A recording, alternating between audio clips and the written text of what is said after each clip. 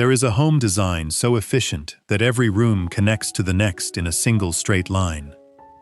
No hallway, no wasted circulation space, no square foot that does not earn its place. You can open the front door, look straight through the entire house, and see the backyard through the rear door. That is not a design flaw. That is the entire architectural idea. The shotgun home, one of the oldest and most spatially intelligent small home layouts in American architectural history. Born in the South, refined over 2 centuries, and right now, quietly becoming one of the most relevant floor plans in the tiny living movement. Today we are covering everything: the exterior that makes narrow lots look intentional, the interior that flows better than homes twice its size, and why this century-old shape solves problems that modern tiny home design is still trying to figure out. Let us get into it. If smart, small home design and the architecture behind unconventional living are what you are here for, Affordable Tiny Living is your channel. Subscribe right now. We go this deep every single week. Now, the shotgun home. What is it, and where did it come from? The shotgun home is one of the most recognizable floor plan types in American vernacular architecture, and its definition is remarkably simple. A shotgun home is a narrow rectangular structure, typically 10 to 15 feet wide, in which all rooms are arranged in a single linear sequence, from front to back with no hallway. Each room connects directly to the next. The front door and the rear door are aligned on the same axis. The name comes from the folk legend that if you fired a shotgun through the front door, the pellets would pass through every room and exit the back without hitting a wall. Whether that is literally true depends entirely on the furniture placement.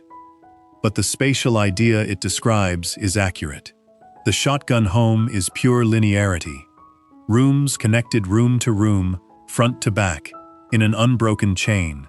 The shotgun home has one of the most genuinely multicultural origin stories in American architecture. Its structural antecedents trace to the Yoruba building traditions of West Africa. Narrow, single-room deep structures arranged in linear sequences, well suited to hot, humid climates, where cross-ventilation through the depth of the building is the primary passive cooling strategy. Those traditions traveled to Haiti through the slave trade, where they merged with French Creole colonial building practices and produced the Haitian maison basse, a one-room wide, multi-room deep, narrow house that Haitian immigrants brought to New Orleans in the early 19th century.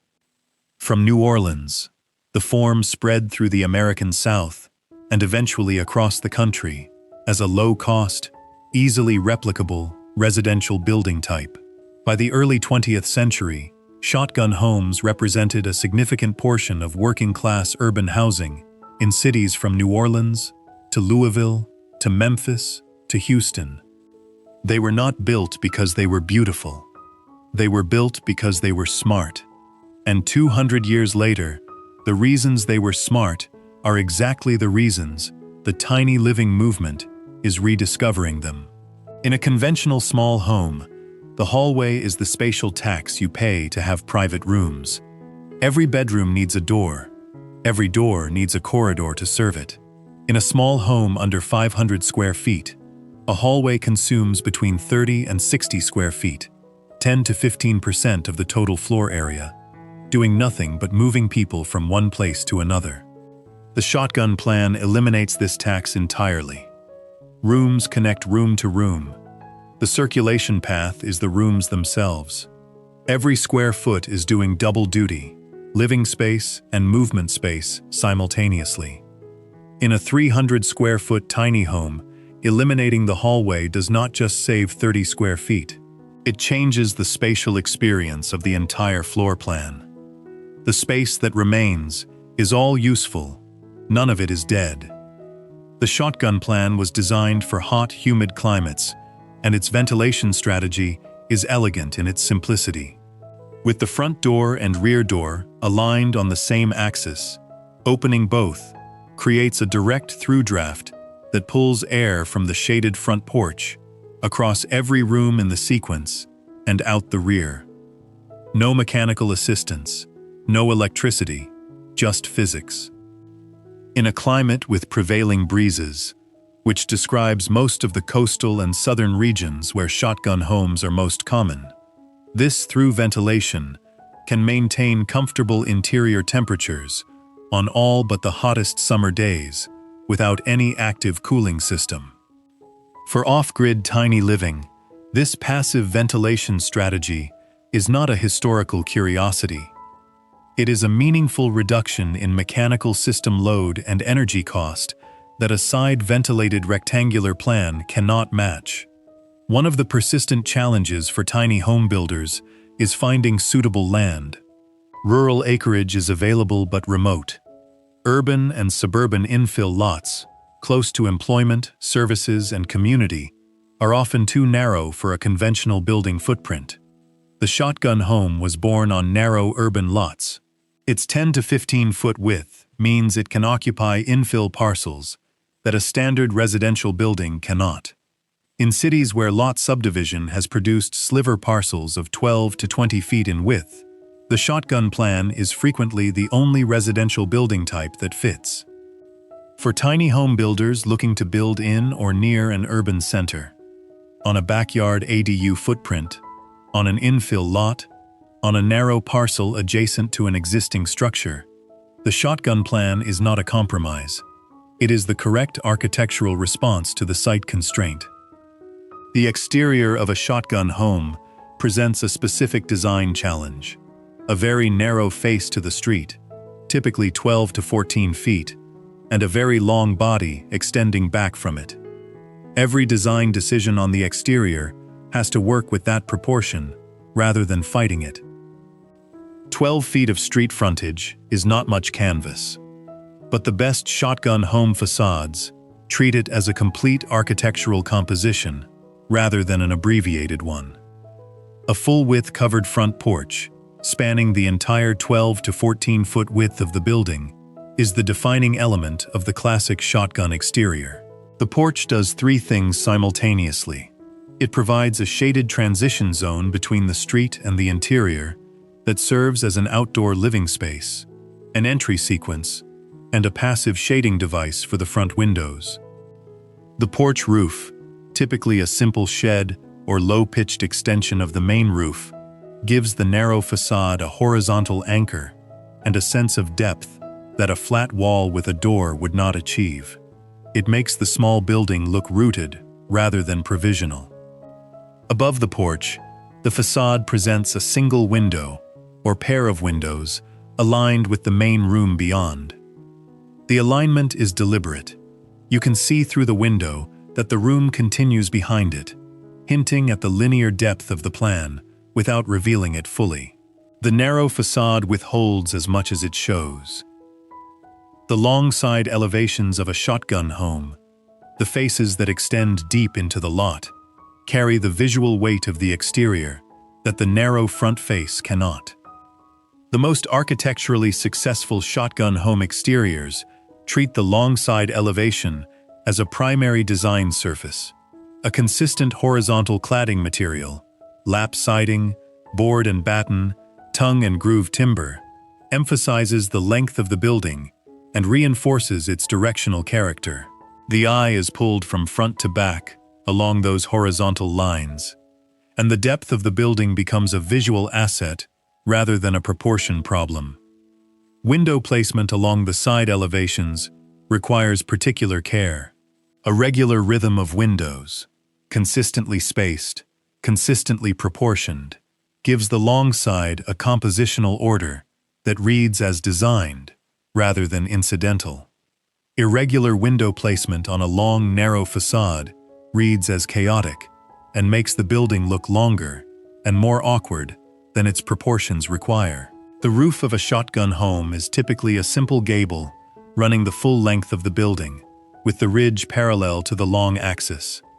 This produces a gable end at the front and rear of the building, the narrow faces, and long sloped roof surfaces on the sides. The steep gable of a traditional shotgun home makes the narrow front facade taller than its width would otherwise suggest, giving the building a vertical emphasis at the street that partially compensates for the limited horizontal footprint. A well-proportioned shotgun gable, steep enough to read as deliberate, simple enough to not compete with the porch below, is the detail that most distinguishes a shotgun home that looks like architecture from one that simply looks like a narrow box. Step through the front door of a shotgun home, and the spatial experience is immediate and unmistakable. The entire home opens before you in a single sightline. Every room, in sequence, from front to back. The rear door, and through it, the backyard, visible from the entry.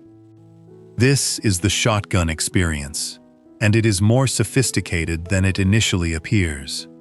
In a shotgun home, the sequence of rooms from front to back is a deliberate spatial narrative. Each room has a different character, a different relationship to the exterior, a different light quality, and the transition between them, a simple opening in the shared wall rather than a door in a hallway, is an architectural event rather than a utility element. The front room, closest to the street, most public, with the porch beyond the front door, is the living zone. It receives the most social use and the most visual connection to the public world outside. The middle room or rooms, transitional, less directly connected to either end, become the kitchen, the dining zone, the workspace, functional, well-lit, the quiet engine of the daily domestic routine. The rear room, most private, opening to the backyard, is the sleeping zone. Furthest from the street noise and the public world, quietest, most protected, the backyard visible and accessible through the rear door.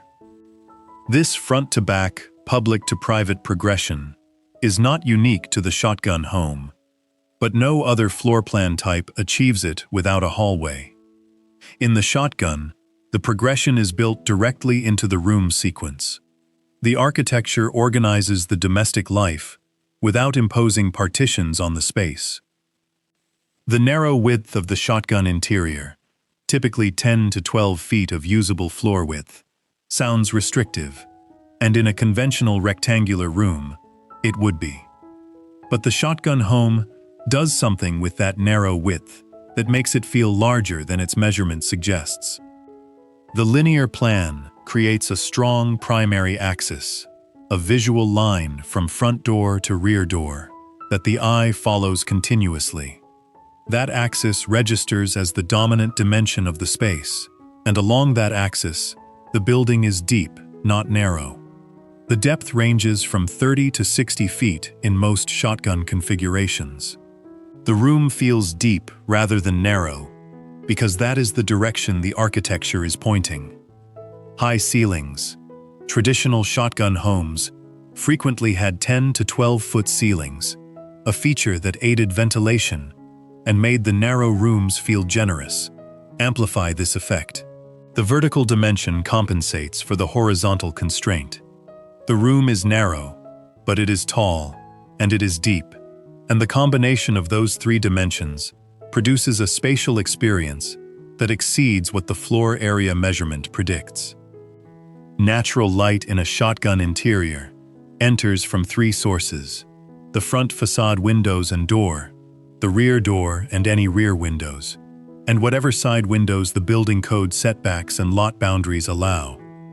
The front and rear light sources are the most powerful.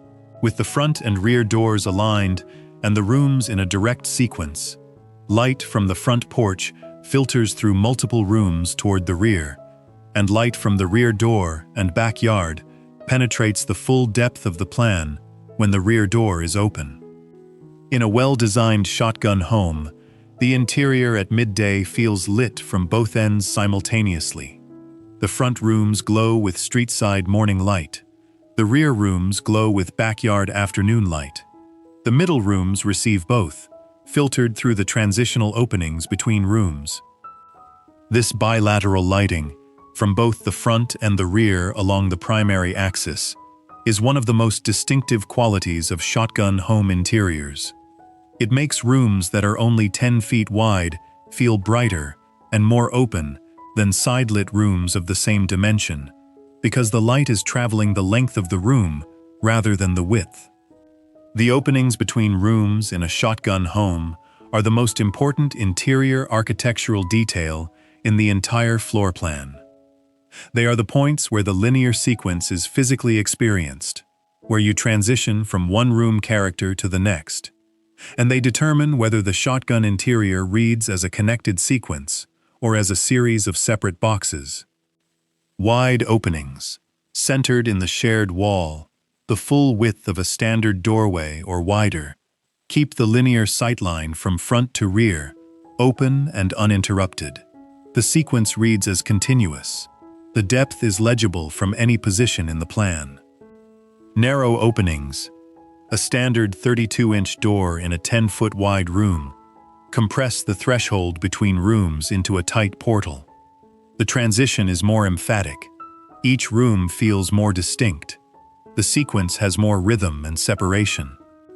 The choice between wide and narrow between room openings is one of the primary spatial design decisions in a shotgun home. Neither is wrong. Wide openings suit a more open, flowing domestic experience. Narrow openings suit a more cellular, private feeling arrangement. Know which experience you are designing for, and detail the openings accordingly.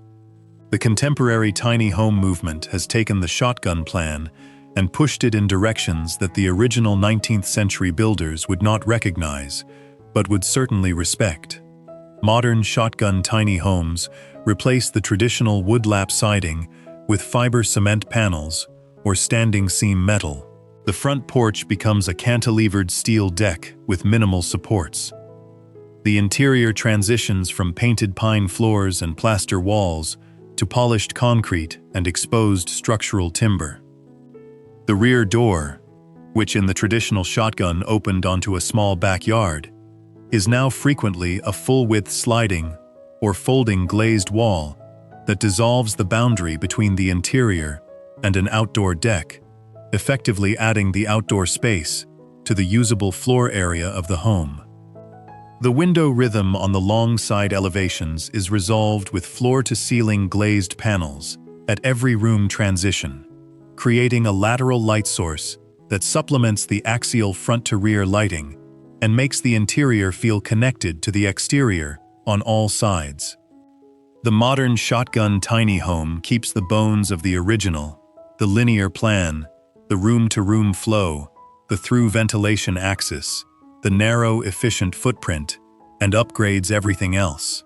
It is one of the most compelling examples in contemporary alternative housing of a form that was perfectly conceived from the beginning and simply needed better materials to realize its full potential. Here is what I want to know. The shotgun home was designed 200 years ago for narrow urban lots in hot, humid climates. But its core principles, the hallway-free plan, the front-to-rear ventilation axis, the public-to-private room sequence, the narrow footprint on a difficult lot, are as architecturally relevant today as they were in 1830. Do you think the shotgun plan is the most underrated floor plan in tiny home design right now? Or is the linear room-to-room layout too limiting for modern living? Drop your answer in the comments. I want the real conversation on this one. That is why shotgun homes are perfect for tiny living, and why a 200-year-old floor plan is one of the smartest ideas in modern alternative architecture. If this kind of deep design thinking is what brings you here, Affordable Tiny Living is your channel. Subscribe right now, and we will be in your feed every single week with the builds and the ideas that actually matter. 2 videos are lined up for you before you go. The first is our full breakdown of the most innovative modern shotgun tiny home builds being constructed right now. How designers are taking the classic form and pushing it into the 21st century. The second is our guide to the best narrow lot floor plans in alternative housing. All the options, all the trade-offs, fully compared. Both are worth your time. See you in the next one.